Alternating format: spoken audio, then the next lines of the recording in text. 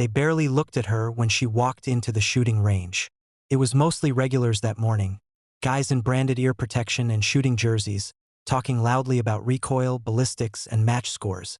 She moved quietly, carrying an old, scuffed gun case held together with 2 strips of faded tape. No logos, no patches, no fancy range bag. Just that case and a calm expression. The man behind the counter didn't bother with a greeting. "Lanes open at the end," he said, already turning to another customer before she could respond. 2 men nearby snickered when they saw her case. "Grandma brought her antique," one whispered. "Probably here for a ladies' intro class," the other laughed. She ignored all of it. She stepped into lane 12, placed the case gently on the table, and opened it.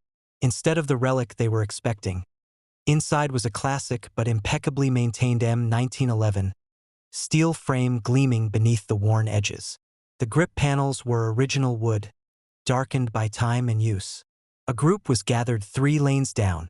One man stood out, tall, broad, wearing a shooting team jacket with sponsor names stitched all over it. His friends surrounded him like satellites. "That's the state champ," someone whispered behind her. "He's here before the weekend match." He was busy holding court, bragging about his record. Standing shot at 50 yards, clean grouping under 2 inches. "No one's touching that. Not this year, not ever." She loaded a magazine without a word. Her motions were methodical, no wasted movement. She adjusted her stance and lifted the pistol with one hand. A few heads turned when they realized she wasn't using both hands, but she still didn't attract much attention. She clicked off the safety. One shot. The sound cut through the overlapping thunder of other gunfire. Crisp, confident. Even before the target came back, the rangemaster glanced up. Curiosity rippled through the lanes. Someone muttered, "Lucky shot," but their tone wasn't steady. She sent the target back out. The group around the champion didn't look over, not yet. She fired again, and again.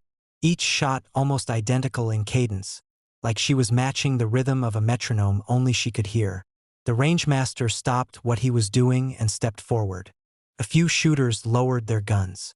Even the champion paused mid-sentence, annoyance flashing across his face when he realized attention was drifting away from him. After the 7th round, she ejected the magazine and brought the target in.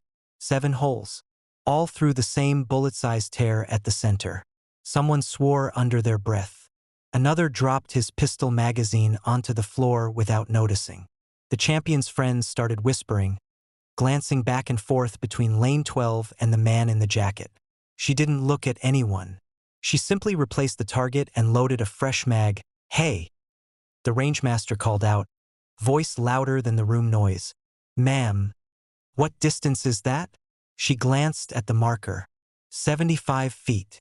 The whispers turned into stunned silence. The champion stepped out of his lane, irritation trying to mask unease. "You compete?" he asked, tone dismissive but forced casual. "Not anymore," she said. "You military?" someone else asked. She shook her head faintly. No insignia, no backstory offered. Just silence and that steady posture. The rangemaster came closer to inspect the target himself. He held it up for everyone nearby to see. The grouping was a single obliterated point, impossible to separate into individual shots without slow-motion footage.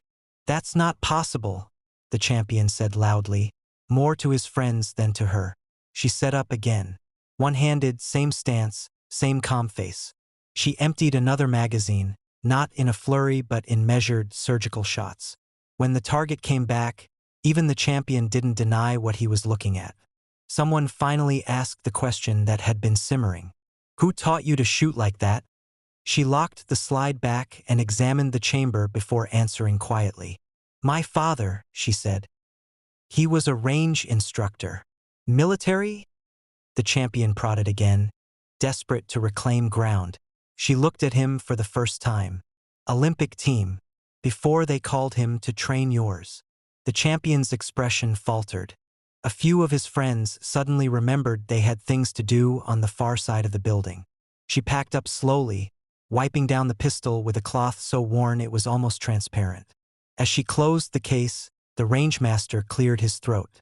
"Ma'am, if you ever feel like coaching," she offered a small, polite smile. "I just came to get some practice in." "Thank you." Then she walked out the same quiet way she came in, past the gawking crowd, past the champion whose record suddenly didn't sound so untouchable. No one laughed this time.